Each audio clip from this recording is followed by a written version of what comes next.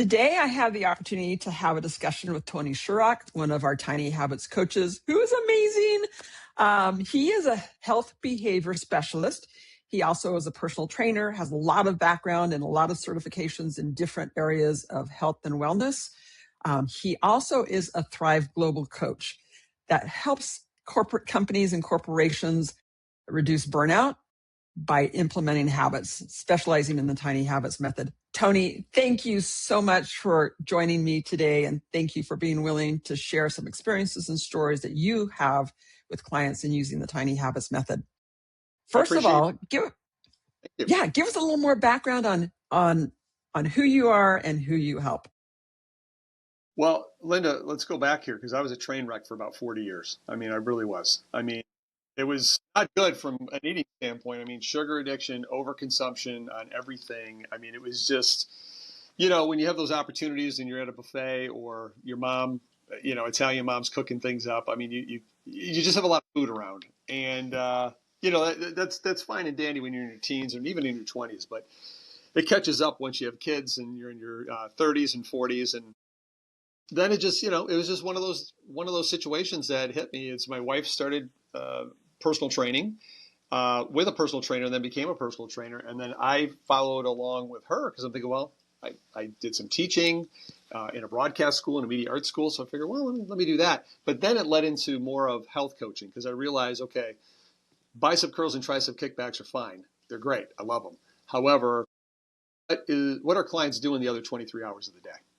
And that's where it came down to, okay, we need to build habits around food, stress management, sleep, all these things that over the course of time, you realize, wow, okay, the sleep can unlock these habits, and the food obviously can unlock these habits, going to make your workouts better.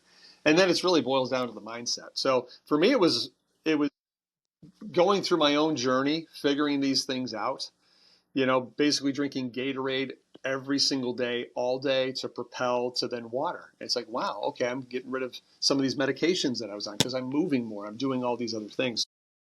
Basically, I'm helping people that where I was 5 years, 10 years ago. And from a burnout perspective, probably more like 2 or 3 years ago, dealing with a lot of family issues. A lot of us are doing that probably in the midlife section. We're in our 40s, 50s. I'm 53 as we're recording this. And, you got aging parents, and in my case, an aging, a couple siblings, and one of them has early onset dementia. So I'm caregiving for her. And then of mine is special needs. So, and then of course you got kids, and then you got a career, and you got all these things, right? So, yeah, but we typically put ourselves last because you're dealing with the young folks, some of the old folks, and you forget about you. So that's where I like to kind of steer my car and go that direction in helping these individuals who could really use the help because they really don't know where to start in many cases. Well, and of course, I laughed out loud when you said train wreck because I think we've all been there. Some of us are still there. And I think that's a really relatable statement. It's like, wow, or how do I get off this train that is heading in a direction that we don't want to head in? So I think you bring a wealth of knowledge primarily from experience to the table. And I know a lot of the clients that you help, that you work with, especially in the Thrive Global situation, I get great feedback all the time from what you do and how you help people. So thank you for the work that you do, and thank you for changing people's lives. Yeah, it's a yes. It honestly is. Very well, and there's so many people that need you and need the experience that you bring to the table.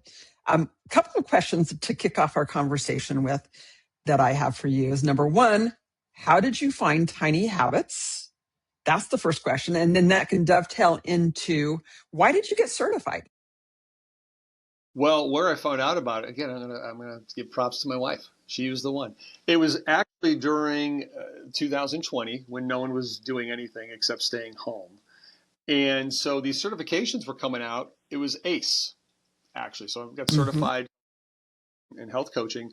And there was like one page on Tiny Habits. And my wife was doing the course. She was ahead of me by probably a good 5 or 6 chapters. And she goes, there's this Tiny Habits thing. I think this seems right in your wheelhouse. So it's like, so I was a Tiny Habit guy even before Tiny Habits was even a thing in my world. So yeah, so I looked at it and said, wow, okay, this is interesting. This is really interesting. So of course, when you're getting a name, BJ Fogg, well, let's go to Instagram. And then I don't know where it was, probably from Instagram that led me to Clubhouse. So point I connected with a lot of Tiny Habit coaches on Clubhouse on that platform, which was really popular about, again, 2020, 21. And so then that's when I realized, oh, there's actually an academy, there's a certification. So I'm going to look into this. I just really felt like with my health coaching knowledge that I had, I felt like I was in a really great place. But the method, there was still something missing where I just needed, okay, there's a couple of forks in the road here, right? There's like a lot of directions you can go, but here it's kind of like, okay, now it's giving us a specific game plan to start small, and especially with the clientele that I work with, because you're dealing with high performers and you're dealing with people who are addicted to fast results, right? Go big or go home. In their job, that's what's going on in your career. You get results quick.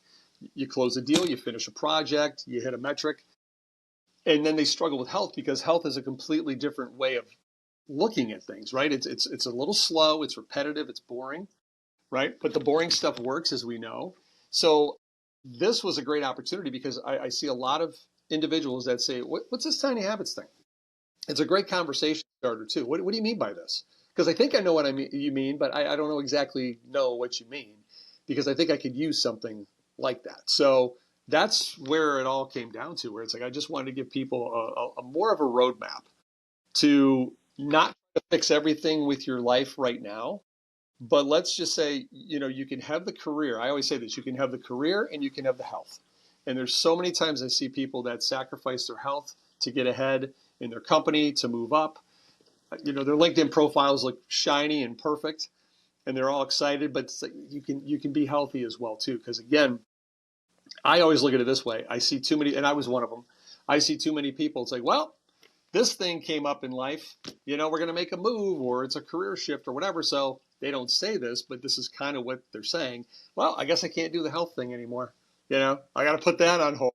So that means they drop everything and then do whatever they need to do. And then, next Monday or next month, or, once I get my PhD or once, whatever. I mean, you insert, the excuse. And, again, it sounds good to people, when they say it, but it's like, let's look at the reality here. We can have both of these things. So how do you help people have both? Well, basically, again, just like the Tiny Habits method, we just try to find out what exactly do you want to do, and first of all, it's got to be total autonomy here, right? So it's got to be, what do Mm-hmm. you want? And I'm just asking a lot of what and how questions, just to springboard this thing. Let's get going on that. And then what we're going to do is we're going to start very, very small and implement these tiny behaviors, these anchor habits that you have and new behaviors we're going to attach them to within your busy lifestyle. So we're not saying, okay, we got to get an hour and a half gym workout in. We have to do all this meal prepping. Maybe eventually you get there, but honestly, we know you don't need to be working out that long. There's so many things you could do. It's the neat stuff that you do, right? The non-exercise activity thermogenesis. It's all the stuff. It's the gardening, it's taking the steps. It's those things. You can implement those throughout the day, which are vitally important. But again, it's we don't want to disrupt your life. You got kids in sports, you got work, you got a commute, you got a family, you got all those things. So we can incorporate health within these little pockets of time that you have. And the beautiful part about this is I love it, because if we find the right habit, then other things will just automatically grow from there. Right? So it's just one of those that we start with a little bit of water in the morning, which is a lot of times clients want to do that. They start with 2 ounces of water in the morning. Then that leads to 4, that leads to 8. Maybe we cap it at 12 before the coffee. Then again, the minimum's 2, but you can always do more. And then next thing you know, they're bringing water to lunch, or they're bringing more fruit for lunch. They're packing their lunch. They're actually packing those. So all these, and then of course you start feeling better. And I've had clients do this. They start feeling better. They start losing a little weight. They drop a medication or two, or at least the dosage of it. They have more energy. Then they realize, wow, I can, because I look at this, 2 ounces of water on a few clients of mine, they drop medications. We just started with 2 ounces of water in the morning. It was amazing. because it doesn't seem like much. But when you look at this, we want these things to multiply in the right direction. So that's really how that is a big, and and again, it's really hard to get professionals who are, again, they're high performers. They work in corporate, they do all the things. Um, but a lot of times they're approaching, like, let's say, for example, if it's weight loss, they approach weight loss like it's some sort of work project, right? It's okay, 12-week thing. We're going to get this thing done. We're going to hit our goals, but again, this health isn't a project, right? It's more of a lifestyle. And that's why we have a lot of times people will, they'll do the marathons, which are fantastic. They'll do the triathlons, which are great. Congratulations to them. But what happens afterwards? That's my concern. What I want to make sure that you're understanding how to build habits along this journey. So when I'm not there with you, you know exactly kind of what to do. Of course, we can always use accountability. That's for sure. But I want to make sure that you understand why this thing is not working for you, but why this thing over here is working for you. And it's just, again, using that tiny habit formula, among other concepts as well, too. But it's just really being a good listener, asking a lot of questions and getting people to open up, because a lot of times people have limited mindsets and they don't know it. Just trying to ask them other questions, like, just kind of get them to expand their mind, and then next thing you know, it's like light bulb moment, and it's fun to work with individuals that way. Well, and it sounds like the population that you work with, majority of your clients are clients that are overwhelmed. And so you've sort of got the key to unlock that feeling of overwhelm, but actually change their lives for the better. Would you say that's what's going on? Yeah, it is. I mean, it's interesting having conversations with people. I'll give you one example here where, just in conversations, like, I just can't get that 90-minute workout in. I just can't seem to get it in. And it's like, okay, well, they never asked the question. It's like, well, I'm hearing everything you're saying, but does it have to be 90 minutes? Or why does it 90 minutes? And so one of the last people I worked with, he was in football. He was a younger guy, so he's in his 20s. He's just graduated college, so I work with these folks as well too. But most of them are midlife. But he never asked a question. He was a former football player. Because workouts were always long. We had 2-a-days. We had all the things. Like, well, do you have an hour? Do you have 45 minutes, 30, 20, 15, 10? Because I never really thought about that. I don't know if I can really do that. Let me ask you this. The last 6 months, how many times have you actually done a workout? And then that's where the silence hit. And he's like, I haven't done any.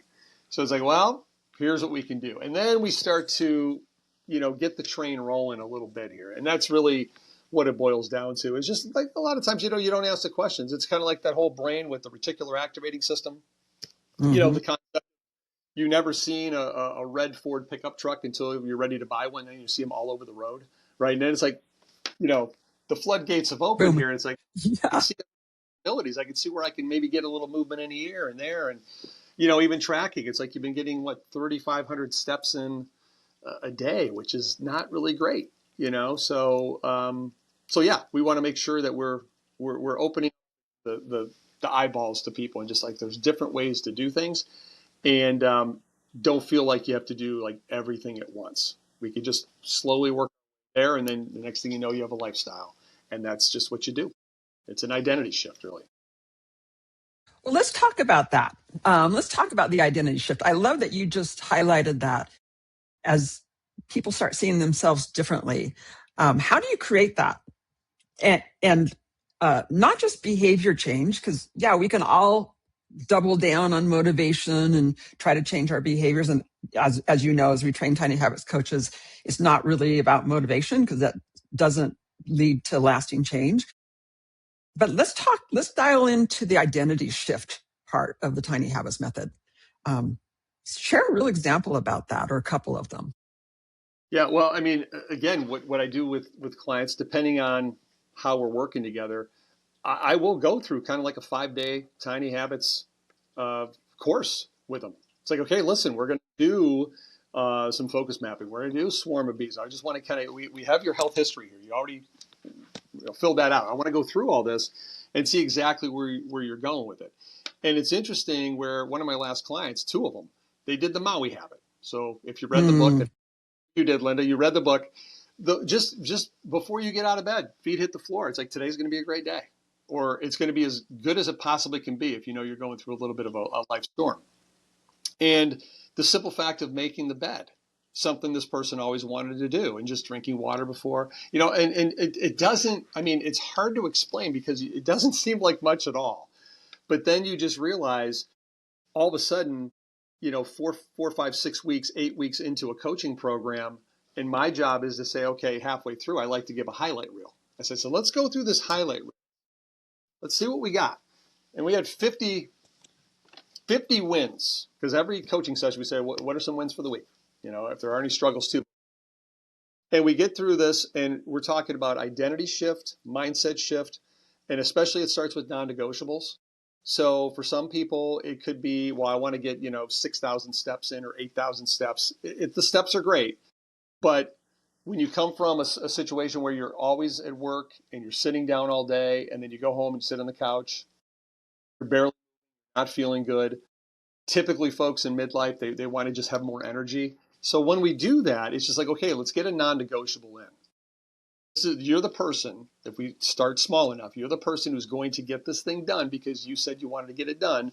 My job is to kind of hold you accountable and then find ways that we can get it done rather easily. And then we'll see when we have to move up. So when you have someone say, yeah, I'm a healthy person, I showed up, this is what I do, there's no more starting again on Mondays and starting again after Christmas or the New Year. It's non-negotiables, it's consistency with that. Because then you finally realize, wow, I'm consistent with something that's going to make me a better wife, something that's going to make me a better husband, something that's going to make me a better employee or employer, better friend, maybe inspire my brother who is not so healthy, inspire my kids because they don't really listen to what you say, but they sure as hell watch what you do, right? When you see mom and dad, like, wow, they're actually, cooking, they're actually moving, they're doing all these things, then all of a sudden you take pride in that. When you take pride in your identity, it's really, and I've had some people say, well, I want to be fit and 50. I don't want to look, I hate to say it, look like the typical 50-year-old guy. But I want to look good, so part of it is good too. You want to feel good, you want to be healthy, but you also want to look good. So, it is one of those situations. I'll just give you one example here too. I'm working with a client right now, and she was at her lake house. And so the treadmill was busted. So she goes, I got to get my steps in. Her goal right now, or non-negotiable, 7,500 steps, as well as tracking her food. She's doing great. She's doing fantastic. But it was that one decision. So her husband mentioned, well, there is a Planet Fitness like 10 minutes away. We have a membership. They're just in a different location. Go. And so she went. She just hopped on the treadmill because it's cold. It's really cold here. We got 15, 16 inches of snow over here. So there's not a whole lot. What they're doing at the lake, I don't know. I didn't ask that question. But nonetheless, that one little decision to go get your steps in, you maintain the non-negotiable, you reinforce your identity, you're building momentum, you have more energy throughout the day, you're probably getting better sleep, you're making better decisions in the morning, and heading out the door and starting your day. And so that's kind of like a positive cascade effect, right? And then you have the negative cascade, which you don't do that. It's more like an avalanche. Well, you didn't get your steps in, and it's okay if we don't do it every, it's okay to sit on the couch and have pizza once in a while. That's part of the program actually too. But it is a situation where then you just, that's an everyday thing. It compounds when you realize, well, I didn't go, I'm not moving, I'm eating, not so great, energy's off, acid reflux, I'm waking up in the middle of the night, I don't have anything packed for lunch. And that leads into so many things. So I think the identity shift too is when you see individuals who, even just the conversation we had just on, this was Saturday with this client. She goes, well, meal prepping's going really good. I said, well, let's explain meal prepping. I just want to know, it's going good. That's great. But what do you mean by that? And that's when she said, well, we some weeks we cook something up. We could try something new. But for the most part, I'm building my repertoire of the go-to meals. And some of them are super easy to make. Everyone likes them. Everyone's eating kind of the same thing, which that may take a little time too. But I'm not hearing, Mom, what's for dinner Monday and Tuesday and Wednesday. And so she goes, I hate that. I hate when people, what's for dinner? What's for dinner? Everyone knows what's for dinner because we made a lot of those meals. And I said, what's that preventing you from doing? And that's when she said, well, I'm not snacking. I'm actually eating meals. So I'm getting a high return on investment on these meals because I'm getting nutrient density meals. Instead of eating a whole bunch of snacks, empty calories, lots of calories, and still not feeling full. And she goes, there's more harmony in the house. There's more harmony with everybody. Wow. And so, Wow. that's what I'm talking about. I was like, it blew my mind when I heard, and I've heard this from other clients too, but this is one of my most recent ones where she goes, there's just more harmony in the house. There's just, everyone is on board with what's going on. And that leads into, that's that junk drawer. I got to, and then we start to purge. I mean, it's a beautiful contained wildfire. I don't know, I don't know how to explain it. Everything My is goodness. purging to more harmony in the house to just, just showing up for the holidays and someone you may be annoyed by, but you just feel present in the moment because you feel good. And when you feel good, people see that, people feel that energy.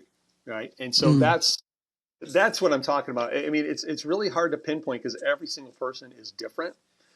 And that's the beautiful part about being a coach is that we can really, it's kind of like a little experiment, but it's a good experiment because we have a lot of directions to go in. And so, and I also wanted to, when we talk about like the Habit Hub and my community in school, we talk about tiny habits. We talk about burnout all the time. And we have little challenges in there too. We have some courses. But what I like to do is when I have one-on-one clients, you have complete access to this community. So you have access to me. Even if the one-on-one coaching is completed, you're still in there. You're still connected because I don't want you to, just kind of 70% of people, if they don't plan things correctly, they're going to be falling right off the wagon again. And we just don't want that. Yeah. And so your business is called Habits to Health. Is that right? Is that Right? Mm-hmm. Okay. And I really want to dissect what you just shared with us because what a great journey, and the harmony just really stood out to me as sort of an unintended side effect, but really probably the most important result. How do you dissect that and dial that down to actual actionable tiny habit recipes that you help your clients develop that shift that identity? Well, it is a situation where we did one of the exercises. That's all we did was we just swarm of bees, decided, what's the we want? Let's look at a whole bunch of things, focus map it. Okay. What's going to lead you? What's going to lead you? Is it the things you're mentioning here? Let's get more specific with them now. And then is this going to lead you to this aspiration, this goal that you have? Is it, or is it not? And if it is, great, let's keep it in there. And then again, the key questions, can you get yourself to do this? Right? Okay, the motivation, I know we don't want to rely on that, but is this something, I can do this. You want to do? I feel a little energy when I say this.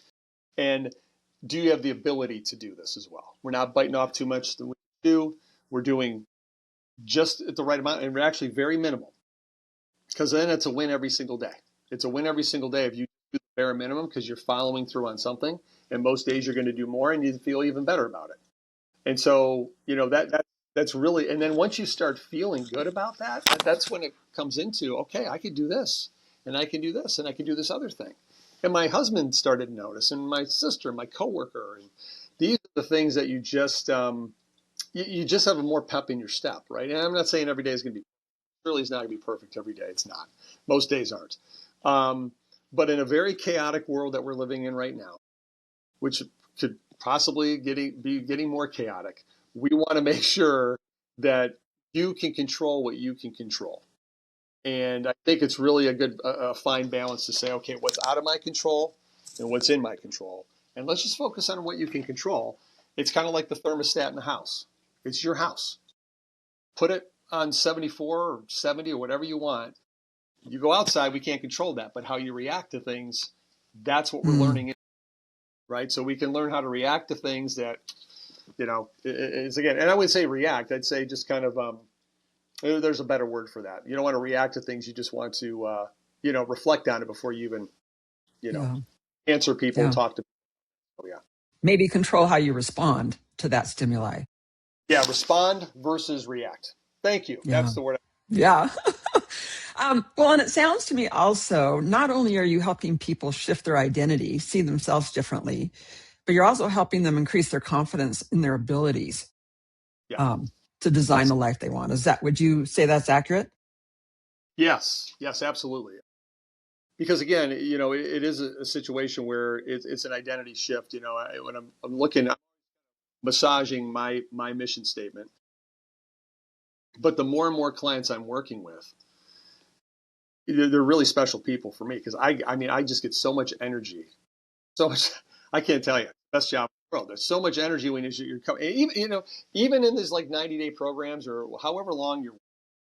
I love it because in that time frame, we know you are going to experience something because it's life, and stuff's going to happen. Now, hopefully, not anything too serious because we've all been through that. But we know that something's going to happen, and I love that. Not to wish negative on people, but I just love it because now it's like, okay, we're coaching. What are we going to do? And this whole process of scaling back has been a life changer. And I would say right here, when my sister was diagnosed with Lewy body dementia, she was in Chicago. I'm here in Toledo. It's a 5.5 hour distance, and I got to get her back home. And that was a lot. And then before that, my dad was, 17 months of, caregiving. So I had to scale back a lot of things. So it was like sometimes it was like treading water, but at least I wasn't drowning. So Yeah. they build confidence because it's like, this is exactly the time when I would give up. This is exactly the time this happened, and I would just go to junk food. And I don't want to label that. Junk food has a purpose as well, too. I do love my Mr. Good bars. But also, this is when I would just turn to alcohol. This is Coping. to Yeah. coping to kind of just kind of get away from it and numb.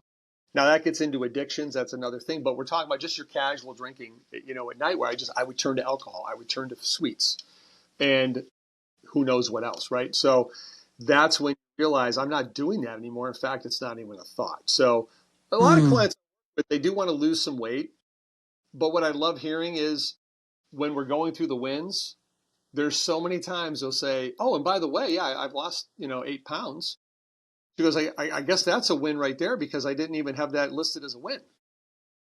Just all these Yeah. other things happening, and this is amazing because this is just part of the process. You just never want to let a $20 plastic contraption from Walmart, with numbers on it, dictate your whole mood. Yeah. Just so Yeah. that's as far as weight, if that's a thing that is a need for someone is to lose a little weight.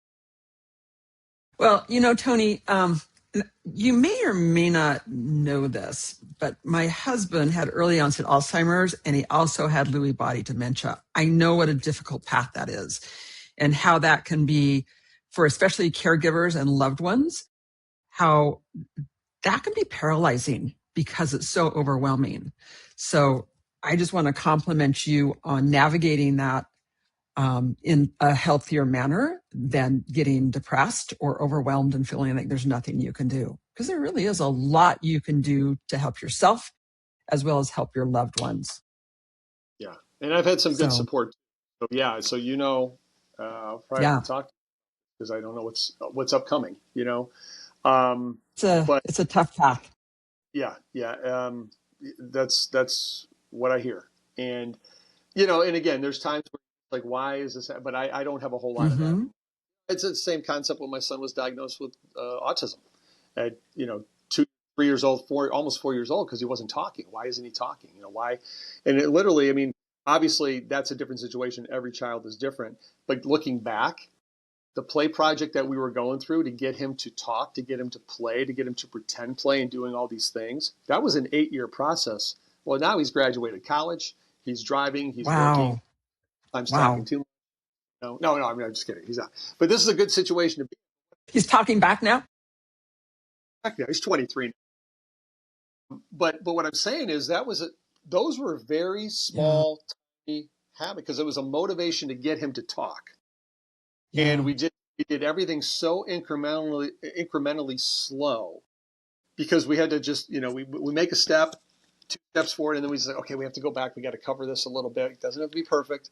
We just have to keep going. Just got to keep at. And Wow. so, yeah, that was the ability and we celebrated. And sometimes the celebration was just falling asleep on the floor because you're so exhausted. But the point feels so good. I mean, he's actually said 3 words in a row, like together. It's like, wow, this is amazing. Wow. So yeah, you Wow. just all aspects of life. This is amazing what this practice can do. So I have another sort of a follow-up question for you. As we've talked about some of your clients and people that you work with, is there a common denominator that has surfaced with your clients that you help them navigate through, or talk about that a little bit more? What's the commonality? The good news is, because this is kind of goes against the social media. We always say don't listen to most of the stuff you hear in social media. I will say this: quick wins, Mm, quick wins. And I think that is so vitally important. It's not anything that's going to, light the world on fire. But when you can experience quick wins within 5 days or a week or 2 weeks, that right there is a huge confidence builder, because it's like, wow, I can actually stick with this. And I'm already noticing I'm doing this, which is resulting in that, a positive, right? Well, quick wins are absolutely huge. And I would say pretty much, yeah, I would say, I mean, every client, because they're new to this whole process. They're new probably to, they never worked with a health coach before, maybe a personal trainer, but that was a different type of coaching, unless they're going to specialize in maybe health coaching and getting between the ears a little bit. But it's the first time doing it. And a lot of them have not heard about, they've heard about tiny habits, but they don't exactly know what the heck and how potent this thing is. You know what I mean? If you follow yeah. the game, quick wins, huge, absolutely huge. And it's wonderful to see that, because as you know, we don't have to just do one little behavior. We can start with 2 or 3, and then we'll see what works. And we kind of tweak as we go, and then we're off and running. Yeah. Well, and also what I love is working with an experienced coach like yourself that gives them that kind of guidance and helps them recognize those wins and really magnify those wins to propel them forward. So Yeah, that's the that's, thing. Really want to make sure that we're locking things down this time. mm-hmm. Like, oh, I hope this is, because you could tell in the language of people, I hope this is going to work out, or they're just, there's no foundational piece. But we want to build the house. We want to make sure we're on steady ground. We're building a deep, nice hole for the basement, right? And then we move up. All right, we move up. Yeah. We're building a brick house here, man. We just want to make sure. That doesn't mean it's going to be perfect, but that means we're going to have more wins and more good days than days like, oh, okay, we moved back. Well, you didn't really move back.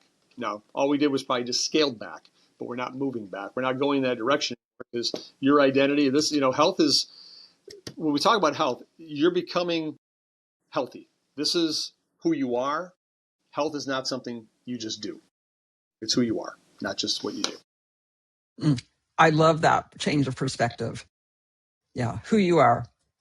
Um, so if people that are listening to this or watching this is resonating with them, they go, man, I want to get a hold of Tony, or I want to work with Tony. What's the best way for them to do that? Best way would be to contact. We have a follow on Instagram. I mean, that's where I'm hanging out most of the time for sure. But also, there's links in my bio and on the website. But Instagram is usually good, because you can go in there. There's a connection call if you want to have a 30-minute talk just to see what's kind of going on.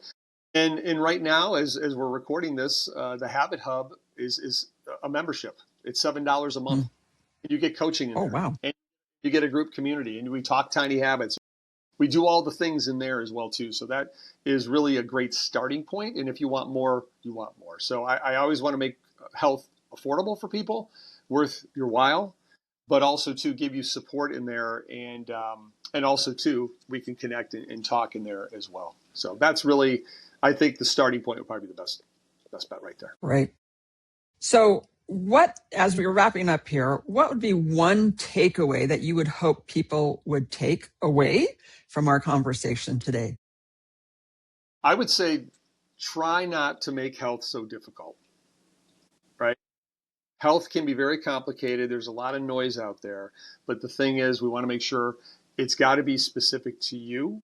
It's got to be what you want to do. Maybe you don't even know what you want to accomplish right now. Maybe you think you do, but it's like, I don't know. What we're saying is, just don't make this difficult. This is so simple. If we just break it down and trust the process and have accountability with it, you're going to be in a good place.